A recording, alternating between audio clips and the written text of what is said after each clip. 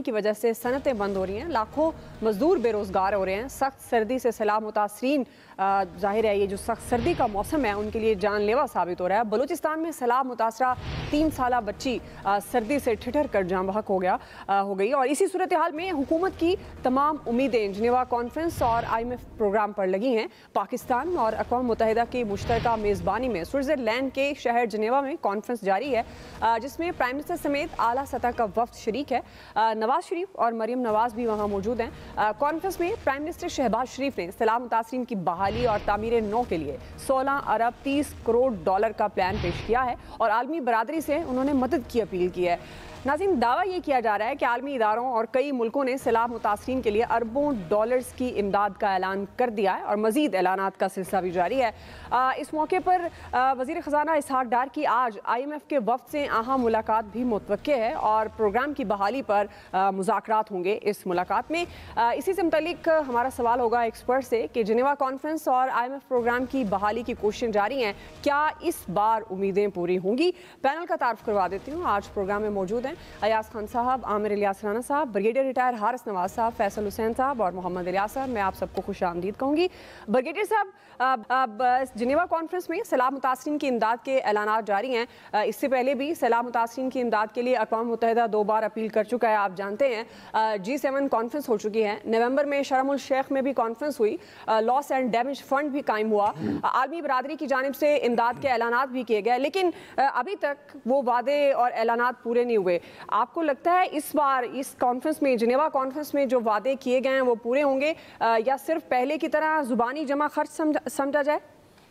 I think इसमें हमें United nation के जनरल सेक्रेटरी को बहुत क्रेडिट देना चाहिए कि उन्होंने काफ़ी एफर्ट किए। खैर कम पाकिस्तान खुद विजिट भी किया, पर्सनली जाके सिंध में और KPK में देखे कि क्या नुकसान हुए हैं और फिर उसके बाद उन्होंने ये असेस किया कि $30 बिलियन का लॉस है। लेकिन जो पहले कमिटमेंट नहीं वो पूरी नहीं हुई हैं और इसी तरह अब भी जो वादे तो उन्होंने किए हैं बहुत अच्छे तरीके लग भी रहे हैं। लेट्स होप कि उम्मीद करें कि वो पूरे होंगे, लेकिन उसके लिए बात वही जो मैं कहता हूँ कि आपको मुल्क में पॉलिटिकल स्टेबिलिटी चाहिए ताकि लोगों को पता हो कि जो पैसा आएगा वो सही हुकूमत के होते हुए खर्च भी होगा। नंबर 2 अभी जो साथ और ये इसके बाद काफ़ी आज डिस्कशन हुई हैं और प्राइम मिनिस्टर ने बड़ा स्ट्रॉन्ग केस भी पुट अप किया है। I do agree, foreign minister ने भी बात की है, वर्ड कन्विंस भी है। I don't know why they are reluctant and they must know कि कितना डैमेज हुआ है, हर एक को पता भी चल गया। इशू ये है कि अब जो एक नई जो आपकी ये सारी चीज़ें रुकी हुई हैं, जितने आपको एड भी देनी है कि वो आपकी IMF के प्रोग्राम के साथ, और वो आपकी कल मीटिंग हो रही है। मुझे हमें उम्मीद ये करनी चाहिए कि हमारी हुकूमत बहुत होमवर्क करके गई है। इट इज़ नॉट कि हमने डैमेजेस की बात करेंगे और कहेंगे जी वो कह रहे हैं IMF बढ़ रहे हैं, ये चीज़ बढ़ा दो, ये कर दो, लेवी 50 कर दो, इतने % ये बढ़ा दो। That is not an issue. Issue ये है कि हमने इन हाउस अपने आप को कौन सी चीज़ों में उनको कन्विंस करेंगे, ये पैसा हम यहाँ से जनरेट करेंगे, but we don't not put burden on our people of Pakistan. ये बताना है उनको, दे नॉट पुश कि हम क्या करें। वो कहेंगे जी आप ये बढ़ाएं, इतना टैक्स रेवेन्यू लें और आपको हम देने के तैयार है कि हमारा पैसा हमें वापस मिल सके। कोई नहीं देता जब उसको ये यकीन हो कि हमें पैसा मिलेगा। बात ये कि आप ये उनको बताएं कि हमने इन हाउस, हमने स्टेट कॉर्पोरेशन कैसे सीधा करें या हमने प्राइवेटाइज करें, उससे कितना पैसा जनरेट करेंगे। आप FPR से हम कितना पैसा जो लूट पैसा होता है, चोरी होता है 200 300 2000 अरब, उसमें से 5 6 700 अरब तो बचाना कोई मुश्किल नहीं है अगर हम कंप्यूटराइज सिस्टम अच्छा कर लें, प्रॉपर सिस्टम कर लें, वो कर लें। कैसे करेंगे? President house, prime minister house, ministries में जो खर्च पैसा होता है, असेंबलीज के इजलास, जो अननेसेसरी एक्सपेंडिचर सारा कट छोड़ करें। $87 बिलियन रुपीस हमने अभी MNS को डॉलर कर रहे हैं उनके कॉन्स्टिट्यूएंट डेवलपमेंट वर्क के लिए। ये चीज़ उनको बताएं। मेरे ख्याल में ये चीज़ों को हम अगर कन्विंस करें, देन वो कहेंगे ठीक है आप इन हाउस हमें बताएं कितना पैसा जनरेट करेंगे, देन वी अलाउ कि जी इतनों में आप ले भी लगाएं, इतनों में ना लगाएं।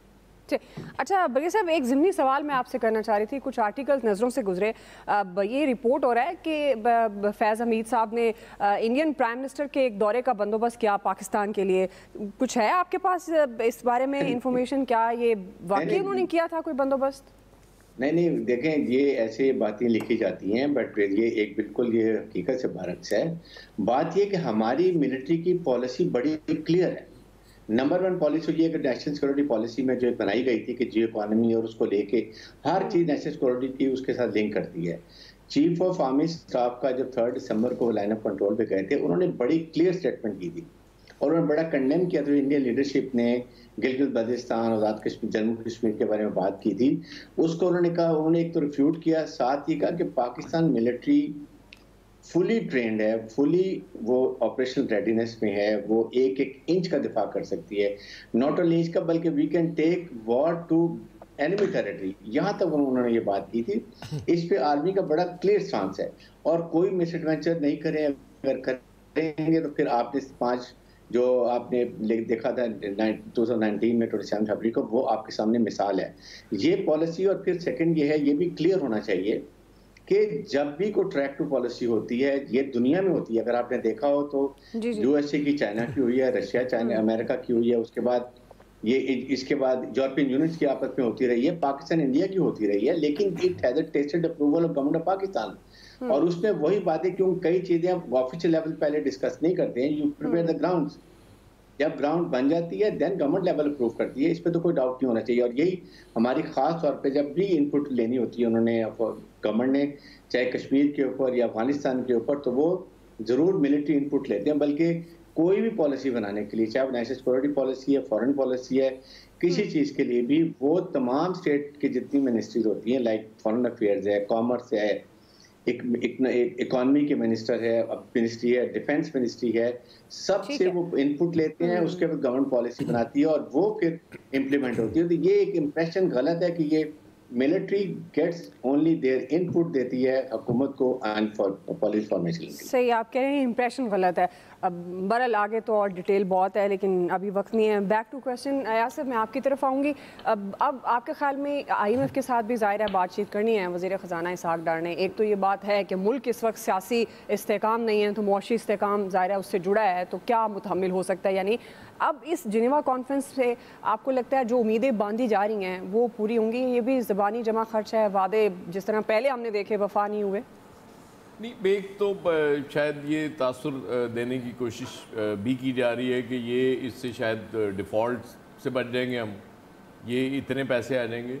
एक तो ये चीज़ जहन में रखें कि ये पैसे इस तरह से उन्होंने नहीं देने आपको, बिल्कुल इस हवाले से बेफिक्र हो जाए। वो जो ममालिक अनाउंस कर रहे हैं वो अपनी गालिबन एम्बेसीज के थ्रू करेंगे खर्च, और फिर ये एकदम से पैसे नहीं आने। इस्लामिक डेवलपमेंट बैंक ने भी 3 साल के लिए कहा ना कि हम वो मुख्तलिफ चीज़ें कर रहे होंगे आके आपके लिए, इसमें सैलाब ज़दगान के हवाले से जो भी मुतासरा इलाके हैं वो होगा। तो इसलिए एक तो ये चीज़ क्लियर होनी चाहिए कि कोई ये नहीं होगा कि हम कोई इतने डॉलर्स वो हमें हमारे ख़जाने में जमा करा देंगे कि हम डिफ़ॉल्ट से बच जाएंगे। दूसरा, इसहाक डार साहब के हवाले से आपने बात की। इसहाक डार साहब की अब सबसे बड़ी कामयाबी तो ये होगी कि वो जो 300 अरब के नए टैक्सेस लगाने का मुतालबा कर रही है IMF, उसमें से कितना छूट लेके देते हैं हमें, क्योंकि वो तो जो हालात होंगे उसके बाद पता नहीं। अब भी लोग, मुझे नहीं समझ आ रही कि उस तरह से लोग शोर नहीं कर रहे। जो हालात हो गए हैं, शायद वो मुश्किलें इतनी पड़ी कि आसान हो गई। उस तरह की कोई सिचुएशन बन चुकी है इस कौम के लिए, इतनी ज़्यादा महंगाई। और पहले तो हम कहा करते थे ना, वो इमरान खान साहब के दौर में, कि एक दिन जाते हैं चीज़ को प्राइस और होती है, अगले दिन कुछ और होती है। अब तो मेरा ख्याल है एक ही दिन में कई बार चीज़ें महंगी हो रही होती हैं, जो हालात हो गए हैं इस मुल्क के। फिर आपके पास पैसे नहीं हैं, आपकी चीज़ें वो पड़ी हैं पोर्ट पे, वो उनको वहाँ से छुड़ाने के लिए डॉलर्स आप खर्च करने के लिए तैयार नहीं। एक चल रही थी कि शायद वो कोई ये जो करेंसी एक्सचेंज कंपनीज़ हैं, इन्होंने कोई ऑफ़र की है इसहाक डार साहब को कि जी हम इतना इतना वो देने के लिए तैयार हैं, आप ले लें। तो मेरे ख्याल उसमें हर्ज कोई नहीं है, अगर आप समझते हैं वो ले लें। फिर सऊदी अरब के हवाले से भी बहुत ज़्यादा तवक्को बांधी जा रही है कि वहाँ से पैसे आएंगे, ख़जाने में अलग आएंगे, और उसके बाद पेट्रोल की मद में, जो तेल की मद में है, वो अलग से देंगे। तो लेट्स होप। और ब्लूमबर्ग में आज कह दिया कि 5-6 महीने तो आप डिफ़ॉल्ट नहीं करते, तो मेरे ख्याल 4-5 महीने तो सुकून ना करिए, उसके बाद देखा। सही है। जी आमिर साहब, आपका क्या टेक है? अब इस प्रोग्राम से उम्मीदें पूरी होंगी जिस तरह आयाज साहब कह रहे हैं, वैसे ये भी अच्छा है कि अगर वो किसी भी मत में सैलाब मुतासरीन की तो ज़िंदगी बेहतर होगी और होनी चाहिए। तो ये है जी कि देखें, जो 8.4 बिलियन डॉलर उन्होंने पहले मरहले में दिए और अब एशियन इंफ्रास्ट्रक्चर डेवलपमेंट बैंक ने भी $1 अरब का प्लेज किया। अच्छा, ये बिल्कुल ठीक बात है कि ये कोई पैसे इस तरह नहीं आने, लेकिन मुझे ये बताएं कि जो लोग कसम कुर्सी में बैठे हुए हैं, हम हुकूमत पाकिस्तान को 1 मिनट के लिए छोड़ दें कि वो डिफॉल्ट करती है या नहीं, हमारे सबके दिल में दर्द तो आम आदमी का है ना। पैसे तो उसके लिए चाहिए, महंगाई या गुर्बत जो भी। अब वो केपी में सैलाब आया, वो सिंध के अंदर तबाही लाया और बलोचिस्तान में, ठीक है, वहां की हुकूमतें तो नहीं कुछ कर सकती, पैसे भी नहीं है, और अल्लाह के फजल से इनको पैसे भी दे दें तो वो लगेंगे भी नहीं। तो बेहतरीन काम हो रहा है कि ये जो जितने लोग हैं ये अपने इंटरनेशनल डेवलपमेंट पार्टनर्स के जरिए आएंगे, एनजीओ के जरिए आएंगे, लेकिन लाएंगे डॉलर। खर्च वो यहाँ पे आके तकसीम होगा रुपए में, यहाँ पे रोजगार बनेगा, चाहे वो ब्रिज की सूरत में हो, वो गांव रीबिल्ड हो रहे हों, वो पुश्ते लग रहे हों, सैलाबी किनारे लग रहे हों, कुछ सड़कें बनेंगी। ये सारे का सारा पैसा अगर इस्लामिक डेवलपमेंट बैंक कहता है कि जी मैं $4 बिलियन से ज्यादा दे रहा हूँ और 3 साल में, जाहिर है कि छू मंतर तो नहीं है कि एक, ये सिर्फ हमारे जो सूबों में बैठे हुए एक्सपर्ट है ना, जो मई और जून में एकदम ठेके दे के पैसे खर्च कर देते हैं, ये तो वो काम कर सकते हैं, ये सारे भी खत्म कर देंगे। लेकिन इंटरनेशनल पार्टनर का असल इशू यही होता है कि वो आपको ट्रांचे देता है, हाँ जी 3 महीने में आपने ये करना है, 6 महीने में ये करना है, 9 महीने में ये करना है, और वो सबका साथ साथ ऑडिट होता जाता है। फिर वो पैसा खर्च होता जाता है और पैसे फर्दर आते जाते हैं, जो इंटरनेशनली सब जगह पे एक्सेप्टेबल है। लेकिन ये आएगा तो पाकिस्तान, लगेगा पाकिस्तान में, और आम आदमी की जो बिल्कुल इस वक्त कसम कुर्सी में पड़ा हुआ है होगा तो उसकी फलाह के लिए। अच्छा, अब ब्लूमबर्ग का अयाज साहब ने जैसे जिक्र कर दिया, उसके लिए हम छोड़ दें उन सबको, वहाँ है सॉवरेन डिफॉल्ट की बात, वो खुदा ना खास्ता होता है तो सब चीजें ही तबाह नहीं है ना, लेकिन इमरान खान साहब की पूरी ख्वाहिश है कि डिफॉल्ट हो जाए। उसके लिए वो और उनका ट्विटर का पूरा महाज रोजाना की बुनियाद पे, मतलब कल फवाद चौधरी का ट्वीट में देख के हैरान था कि ये इतनी महंगाई होगी, लोग खुद ब खुद बाहर क्यों नहीं निकल रहे। मतलब वो और उनकी ट्विटरी कंपनी सारी की सारी इस बात पे है कि लोग किसी तरह खुद निकलाएं। भाई लोग आपके लिए निकले, आप अपने सौदे बेचते रहे गेट नंबर 4 के लिए, आपने तो कोई सौदेबाजी नहीं ना की, आप आवाम के लिए तो नहीं आए। आपको भी वही चाहिए था जिनके ऊपर आप कहते हैं कि जी मुझे वहां पे ले जाओ, फलां जगह ले जाओ। आपने अभी ब्रिगेडियर साहब से पूछा था विजिट्स का, मैं आपको बताता हूँ, इमरान खान साहब ने स्टार्ट में 2 दफा ट्राई, बोर्ड ऑफ इन्वेस्टमेंट का बजट गवाया, वहां से पैसे खर्च हुए, लोग यूके गए, उन्होंने एक इन्वेस्टमेंट कॉन्फ्रेंस की तैयारी की, साथ इन्होंने शर्त रख दी कि नहीं मुझे बल्कि बरतानिया से मिलना है ऑफिशियली। उन्होंने कहा जी फिर आप पे जोर लगा लो, क्योंकि हमारा काम तो इंटरनेशनल कॉन्फ्रेंस है, और वो हर 10 डाउनिंग स्ट्रीट का बैठा हुआ वजीर आजम, हमारा जब वजीर आजम जाता है उससे मिल लेता है, चाहे वो किसी भी हैसियत में गया हो, वो रेसिप्रोकल हो जाती है चीज, कोई बात नहीं है। लेकिन ये जो है ना कि जी फलां कर ले दावत और मैंने टांग पे टांग चढ़ा के और जूती उसके चेहरे की तरफ करके बैठा है, मेरा ख्याल है वो लोगों को गवारा नहीं था। इन्होंने लोगों की तरफ बहुत जूतियां चढ़ाई, मुंह चढ़ाए, जिसका नतीजा इनको फरागत की सूरत में मिला। ना वो अकेले बैठ रहे हैं, ना वो ठंडे महाज पे जा रहे हैं कहीं, वैसे तो धुंध और ठंड लाहौर में भी बहुत है, मेरा ठंडा महाज वो है जो इनको कहता है कि आप अपने मेहमान को आए हुए को तो बिल्कुल जो आपने कवर लगा के बिस्किट और चीजें रखी हुई और नहीं खिलाते वो आप बिल्कुल ना दें, लेकिन कहीं ऐसी जगह पे कुछ दिन के लिए गुजार लें कि आपको समझ आए कि मुझे इस सियासत और इस गर्मी से बाहर जाके पाकिस्तान के अवाम के लिए अगर इस दफा कुछ करना है तो मैं प्लान कर लूं, लेकिन ये वहाँ बैठ के जमान पार के बनने का। फैसल साहब, ठीक है, फैसल साहब आप क्या समझते हैं कि अब ज़ाहिर है IMF के साथ भी बातचीत चल रही है और जिस तरह प्राइम मिनिस्टर ख़ास तौर पर ये कोशिश कर रहे हैं और उन्होंने कहा है कि कुछ रहम कर दे IMF, यहाँ तक वो कह रहे हैं, तो आपको लगता है ये जो कॉन्फ्रेंस हो रही है ज़ाहिर है अच्छी उम्मीद रखनी चाहिए, एटलीस्ट वो जो सैलाब मुतासरीन हैं उनकी इमदाद वाकई हो सकेगी? जी फैसल साहब, देखिए हमारे हुक्मरानों में कोई क्वालिटी हो या ना हो, भीख मांगने की जो है ना एक्सपर्टीज बहुत अच्छी है, लेकिन मसला ये है कि एक होता है फ़कीर, एक होता है पेशावर फ़कीर। फ़कीर पे तो लोग तरस खा के जो है ना पैसे दे देते हैं, लेकिन जो पेशावर फ़कीर होता है ना उसको धुतकार देते हैं। अब दुनिया हमको जो है ना एज ए पेशावर फ़कीर जो है ना वो डील करती है, एतबार ही नहीं करती, पूरा अदाकारी कर रहा है, ड्रामे कर रहा है, ये खर्च नहीं करेगा, ये चोर है, ये आदि मुजरिम है, ये आदि है पैसे मांगने का। ये है हमारे हुक्मरानों का दुनिया में इमेज। अच्छा, हुक्मरान क्या होते हैं? वो रियासत का चेहरा होते हैं, वो मेरा और आपका चेहरा है दुनिया के अंदर।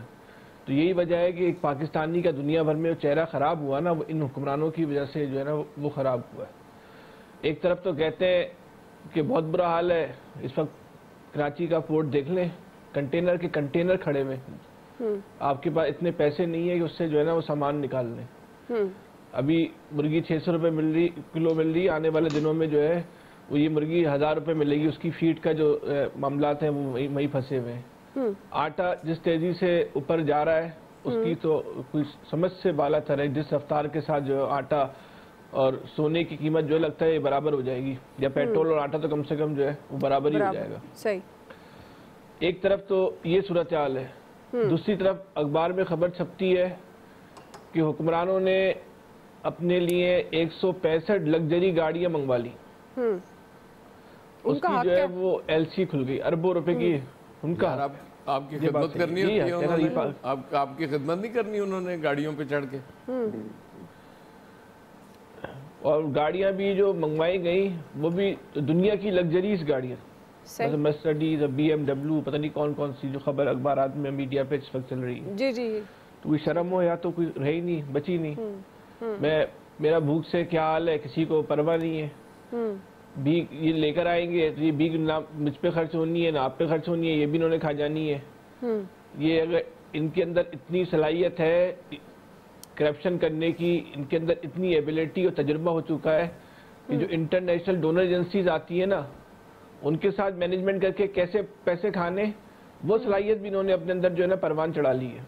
ठीक है, देख लीजिएगा आप कितने खराब आते हैं और कितने खराब आपको यहाँ लगते हुए नजर आते हैं। सही। कुछ भी नजर नहीं आएगा, कुछ भी नहीं होगा। ये अल्लाह ताला से रहम की तवक्का करें। इस वक्त जो सूरत हाल है ना इंतहाई खतरनाक हो गई है। इस वक्त प्याज आलू वो नहीं मिल रहा शहर में। देखिए ये सूरत हाल और आमिर साहब की तकरीर सुनने के इमरान खान ने यूं कहा था, मैं भाई आज की बात करो। इमरान खान ने मलका बरतानिया से बात की थी, भाई आज की बात करो शहबाज शरीफ क्या कर रहा है। सही है। ये सूरत हाल तो ये है कि इस वक्त जो है कि एलसी नहीं खुल रही, जो खुल रही थी पहले 224-25 रुपए का डॉलर था लेकिन इंटर बैंक में, लेकिन वो मिल रहा था 280 रुपए का ब्लैक में। और यही एक ही वक्त में कुछ लोगों को पता चल रहा था कि जी यही ब्लैक में मिल रहा था। लोग मजबूरी के तहत ख़रीदने पर मजबूर हुए थे, जिन्होंने अपनी एलसीज वगैरह खुलवानी थी या जो भी थे, ये बैंक्स वगैरह सारे कर रहे थे। लेकिन ये तमाम जो सूरत हाल है, लेकिन इसमें कोई ऑप्शन तो नज़र नहीं आ रहा। अब प्राइम मिनिस्टर साहब ने ये जो किया है, जिनेवा गए हैं, अगर देखें IMF से भी बातचीत हो जाती है तो उसके बाद फिर रास्ते खुलते हैं। अगर ये जिनेवा से जो आती है, ये वैसे वो जो हैं इसके तो वो जो पैसे देंगे ये टेक्निकल असिस्टेंस देंगे, घर बना देंगे, इस तरह कर देंगे, या जो भी है जो उनको बुनियादी सहूलियात वगैरह देंगे, तो उसे एक किस्म की इन्वेस्टमेंट तो आएगी और पैसे तो मुल्क में पाकिस्तान में आएंगे, खर्च होंगे, इंडस्ट्री चलेगी। जाहिर है इस तरह की चीज़ें होनी चाहिए। अगर जो है इस वक्त मजबूरी है, क्या किया जा सकता है। इनकी अपनी नाहलियाँ हैं जो सारी, जो सबको अब ये हालत हो गई है कि हमें हर दाव पर लगाना पड़ रहा है कि जाके कहीं से भी पैसे मिल जाएं ताकि मुल्क को डिफ़ॉल्ट होने से बचाया जा सके। इनको ये चीज़ें चाहिए कि अपने आप को बेहतर करें, अपने आप को इस तरह के लिए टेक्निकल लोग लेके आएँ जो आगे बढ़ाएं, इकॉनमी को स्टेबल करें। लेकिन इकॉनमी तब स्टेबल होगी जब पॉलिटिकल स्टेबिलिटी होगी, क्योंकि तब लोग देखते हैं IMF पहले आई तो PTI की गवर्नमेंट थी, जब किस्त देने की बारी आई तो नून लीग की और इत्तेहादियों की गवर्नमेंट थी। अब वो ये लोग देख रहे हैं कि ये स्टेबल हैं और शराइत पर अमल दरामद किया जाए। अब वो शराइत तो पहले की दी हुई हैं, उस पर ज़ाहिर है अमल दरामद तो इन्होंने ही करना है। और एक टारगेट है, टारगेट के मुताबिक वो ये चाहते हैं कि टारगेट से अचीव करें और उसके मुताबिक आगे चलते जाएं, वरना प्रोग्राम नहीं चलेगा, बंद कर देंगे प्रोग्राम। तो इस वक्त ज़रूरत है, तो इसलिए इनको अमल दरामद करना पड़ेगा। ठीक है जी, बहरहाल इनको तो अमल करना ही पड़ेगा। अब अच्छी उम्मीद रखें। अब जिस तरह से ये कोशिश कर रहे हैं, बहुत से इख्तलाफात अपनी जगह, लेकिन आम आदमी जो इस वक्त भूखा मर रहा है, आटे की किल्लत है, खाने पीने की चीज़ें नायाब हो चुकी हैं, चिकन महंगा, दालें, सब्ज़ी कुछ भी पहुंच में नहीं है। तो अब दुआ ये करनी चाहिए कि इन हुक्मरानों को ही अल्लाह कामयाब करे और आम आदमी की ज़िंदगी में कुछ बेहतरी आए। कम से कम महंगाई जो है ये कम होनी चाहिए। और हम तो ये भी कहेंगे कि IMF के दिल में भी अल्लाह रहम डाले और वो इनके साथ जो है वो एक जो डील करनी है वो कर लें। ब्रेक लेते हैं नाज़रीन, ब्रेक से वापस आएंगे। दूसरा सवाल इलेक्शन से पहले बनते और बिगड़ते सियासी इत्तेहाद के मुतालिक होगा। सवाल ये होगा कि इमरान खान ने एक बार फिर सियासी इंजीनियरिंग का इल्ज़ाम लगा दिया है। हम सवाल ये रखेंगे कि इमरान खान का सियासी इंजीनियरिंग का इल्ज़ाम और खदशा कितना दुरुस्त है। राय लेते हैं ब्रेक के बाद।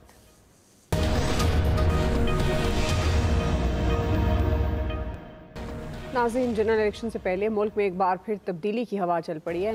नए सियासी इत्तेहाद बनते और बिगड़ते दिखाई दे रहे हैं। बलूचिस्तान में बलूचिस्तान अवामी पार्टी और PTI के इलेक्टेबल्स पीपल्स पार्टी को ज्वाइन कर रहे हैं। कराची में MKM के धड़े इकट्ठे हो रहे हैं। जनूबी पंजाब में भी इलेक्टेबल्स में हलचल दिखाई दे रही है। वस्ती पंजाब में भी नए सियासी ग्रुप्स और धड़े बनाने की कयासराइयाँ देखने को मिली। इस तमाम सियासी हलचल पर चेयरमैन PTI इमरान खान परेशान नजर आ रहे हैं और ये इल्ज़ाम लगाते हैं कि PTI को कमज़ोर करने के लिए सियासी इंजीनियरिंग की जा रही है। पीपल्स पार्टी को मजबूत और पंजाब में नून लीग की हुकूमत लाने की कोशिश हो रही है। उन्होंने दुहाई दिया है कि खुदा के वास्ते कोई सियासी इंजीनियरिंग ना करे, क्योंकि मैं माजी में सियासी इंजीनियरिंग से मुल्क को बहुत नुकसान होते देख चुका हूँ। इसी से मुताल्लिक हमारा सवाल, आमिर साहब मैं आपसे आगाज़ करी हूँ। चूँकि इलेक्शन से पहले मुल्क में बनते बिगड़ते नए सियासी इत्तेहाद, जिस तरह कुछ खदशात का इमरान खान इजहार कर रहे हैं कि पाकिस्तान तहरीक इंसाफ को कमज़ोर करने के लिए सियासी इंजीनियरिंग की जा रही है, आपके ख्याल में ये इन खदशात का इमरान खान साहब इजहार क्यों कर रहे हैं और ये कितने दुरुस्त हैं उनके खदशात?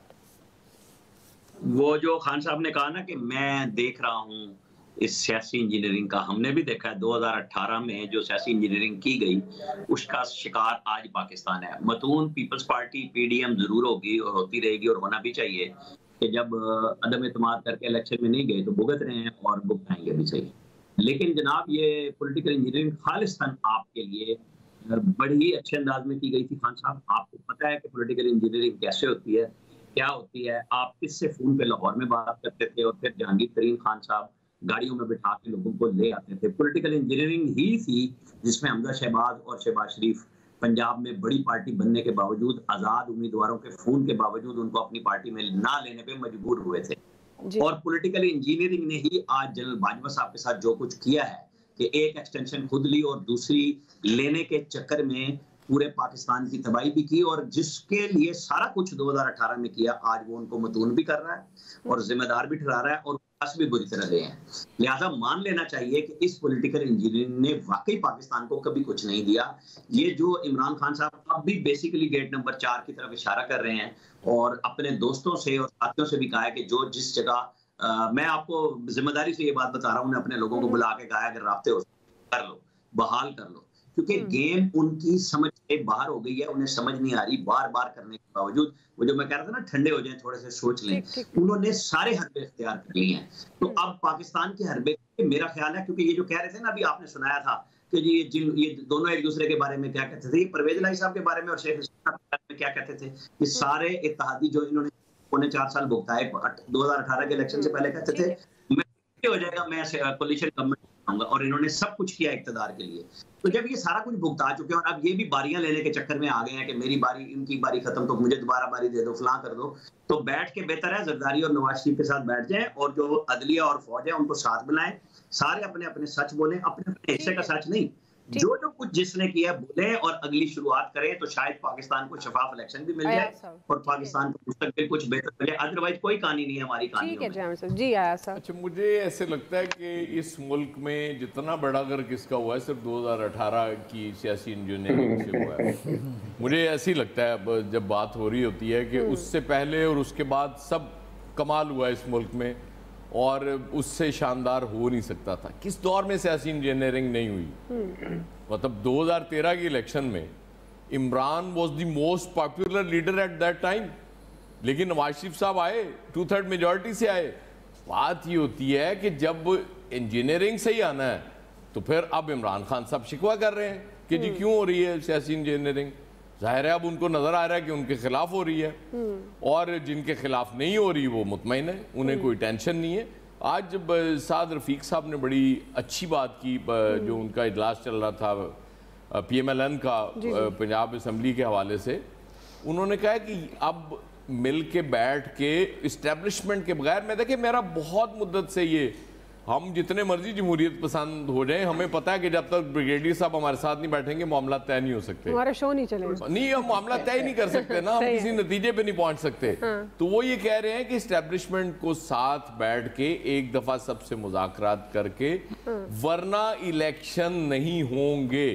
और साद रफीक बिल्कुल ठीक कह रहे हैं, फिर आप कुछ और ही हम यहाँ बैठ के कुछ बात कर रहे होंगे, पता नहीं बात कर भी सकेंगे कि नहीं। तो इसलिए बेहतर है वो उस तरफ बढ़ा जाए। क्विकली आमिर साहब, वक्त कम है जी, क्या वो अभी वो हमारे शुरली पटाखे ने खबर छोड़ने की कोशिश की थी, मैंने इरशाद अंसारी साहब से चेक कराया है, ये जो भी मर्सिडीज गाड़ियां सरकार के लिए नहीं थी और ये प्राइवेट लोगों ने इंपोर्ट की हैं, जिसकी एफबीआर ने इजाजत नहीं दिया आज इस वक्त तक।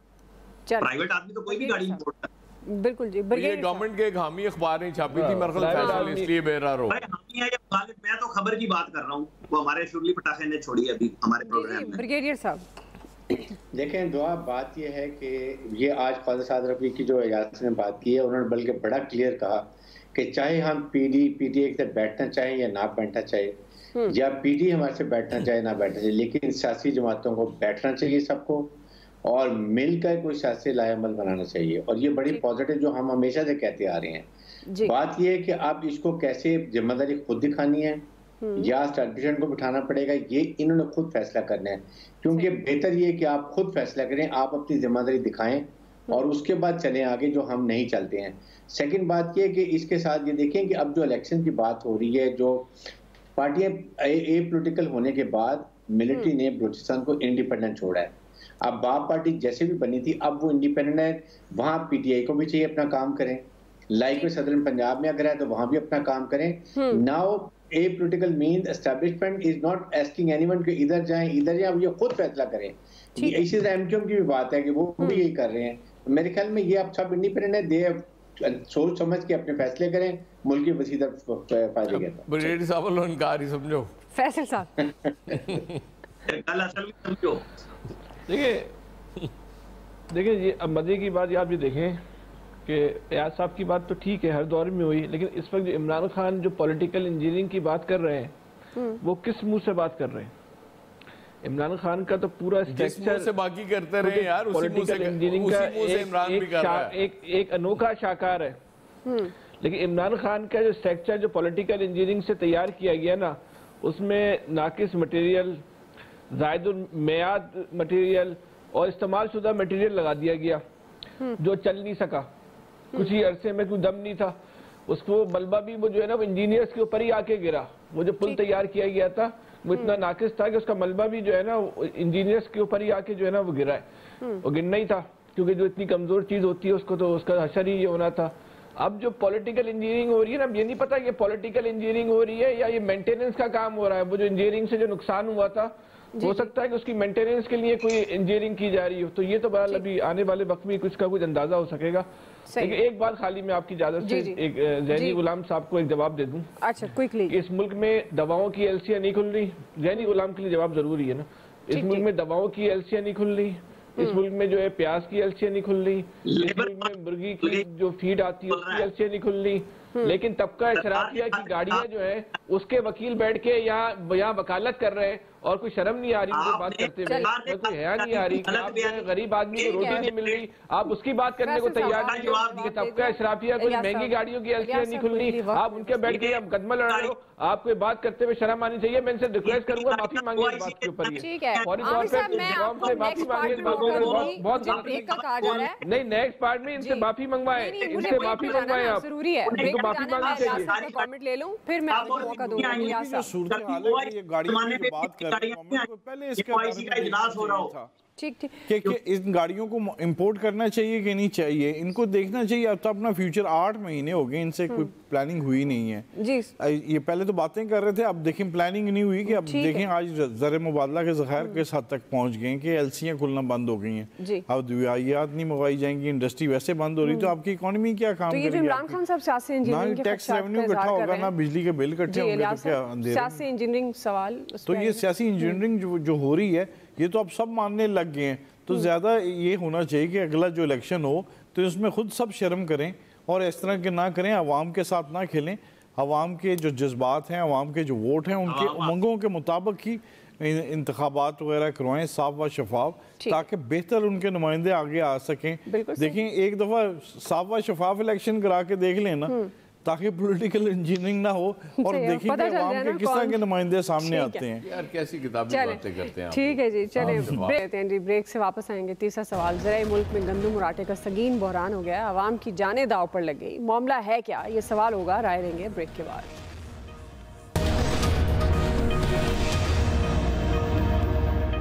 नाज़रीन, पाकिस्तान एक ज़रूरी मुल्क है, लेकिन खैबर से कराची तक गंदम नायाब है। बलूचिस्तान में गंदम का ज़ख़ीरा ख़त्म और वफाक से बार बार मदद की अपील की जा रही है। फ़ी किलो आटा 160 रुपये तक पहुँच गया और पूरे मुल्क में आवाम के लिए 3 वक्त की रोटी खाना मुश्किल हो गया है। ब्रिगेडियर साहब, सस्ते आटे के हुसूल के लिए आवाम की जानें दाव पर लग गई हैं। सवाल ये है कि अब ये ज़रूरी मुल्क है लेकिन आटे का संगीन बहरान है, ये मामला क्या है? देखें दुआ, ये बहुत ही अफसोसनाक बात है। यकीन करें, इतना अफसोस है कि हमारी हुकूमत अवाम अपने नुमाइंदों को क्यों लेकर आते हैं, उनको हुकूमत में क्यों लेकर आते हैं? क्या इसलिए कहते हैं कि वो लाइनों में लग के भिखारियों की तरह वो बेचारे आटों का इंतजार करें, उसके पास उसकी डेथ भी हो जाए, और जिस तरीके से वो भीख मांग रहे होते हैं? क्या यही हमारी पॉलिसी में भी यही था कि डिग्निटी, स्टेबिलिटी, सेंट्रिटी और फैसिलिटीज में पाकिस्तान जो है ये सबसे आप मुकद्दम होगी? क्या हम ये कर रहे हैं? हमारे पास, मैं आके नशोर जो अभी भी पूरे गोदामों में गंदम पड़ी होगी, ये इनको होश ही नहीं कि कहाँ कितनी पड़ी है, और फिर वो गल सड़ रही है। आवाम को दें और फिर 2 लाख टन आपकी गंदम आपकी आ गई है, लंदन अंदाज हुई आने के लिए शिप पे पहुंच गई है, तो आवाम को डिलीवर करेंगे, उनकी एक अना को मत डिस्टर्ब करें। जी अयाज साहब, देखिए, ये एक तो ज़रूरी मुल्क का ना छोड़ दें, आपकी मेहरबानी है। दूसरा, ये इतनी घोस्ट फ्लोर मिल्स हैं इस मुल्क में कि आप तसव्वुर नहीं कर सकती। वो सिर्फ ये पैसा, वो जो गंदम सब्सिडी की मिलती है, वो लेके एक हाथ से लेके दूसरे हाथ में वो मार्केट में बेच देते हैं, और यही लोग बहरान पैदा करते हैं क्योंकि इनका ज़ाहिर है इसी में इंटरेस्ट होता है। और कोई गवर्नमेंट इसको हेड ऑन देने के लिए तैयार नहीं है। I don't know why. जी आमिर साहब, देखिए, पंजाब और केपी दोनों पीटीआई की गवर्नमेंट जिनके दर में सबसे ज्यादा हो रहा है कि जी अवाम अवाम अवाम। गंदम चौधरी परवेज इलाही साहब ने कहा रिलीज डबल करने की। इनको चाहिए 2-4 ब्यूरोक्रेट्स को भी खड़काएं, सजाएं दें, ये फ्लोर मिल वाले और केपी से बॉर्डर पार अफगानिस्तान। मैं बार बार कह रहा हूँ, हर चीज हमारे नाम पे बाहर जा रही है, चाहे हम इंपोर्ट करें अपने लोगों के लिए सब्सिडी, खाद देने के लिए, गंदम हो, चीनी हो, कोई स्मगलिंग रोकने वाला नहीं है। कहाँ से चलती है? कराची से चलता है, ईरान से चलता है तेल, वो मेरे बखत शहर तक आके बिकता है। मतलब कोई रोकने वाला नहीं है उस तेल को भी। यही गंदम, यही आटा सीधा अफगानिस्तान जा रहा है, चाहे वो बलूचिस्तान के बॉर्डर से जा रहा है या केपी के। सब बड़े बड़े लोगों के फ्लोर मिले हैं, सब इसमें मिले हुए हैं, सबका माल बन रहा है, कोई इसमें मुस्तस्ना नहीं है। फैसल साहब, और दर्द सिर्फ हमारे लिए। फैसल साहब, देखिए, जितने बड़े आप सियासतदान उठा लें, सब इस कारोबार में, आटे के कारोबार में मिलेंगे, शुगर के कारोबार में मिलेंगे। अब जैसे आमिर साहब बोल रहे हैं कि बलूचिस्तान तक जा रहा है, ये एक इंसान को ये बात पता है, तो क्या हमारे हुक्मरानों को ये बात नहीं पता होगी? तो इस मुल्क का तो असल लुटेरा ही ताकतवर आदमी है ना, तो एक आम आदमी को गंदम मिल रही है नहीं मिल रही, उससे क्या फर्क पड़ता है? आने वाले वक्त में लोग असला दिखा के आटा लूटेंगे। जी इलियास, अभी से शुरू हो गया। देखिए, आटा आए, चीनी आए और कोई भी पेट्रोल, सब चीज़ों में जो बहरान लाया जाता है उसमें दिहाड़ी लगाते हैं और निकल जाते हैं। ये भी देख लें आप, इतनी मार्केट में एक चीज़ डिमांड एंड सप्लाई का गैप करके स्मगलिंग भी की जाती है, इसकी सबको पता है। आज से नहीं, कितने सालों से पता है कि स्मगलिंग हो जाती है। खत्म हो गया। आप सबका बहुत शुक्रिया। आज के एक्सपर्ट से इतना ही, ख्याल रखिएगा।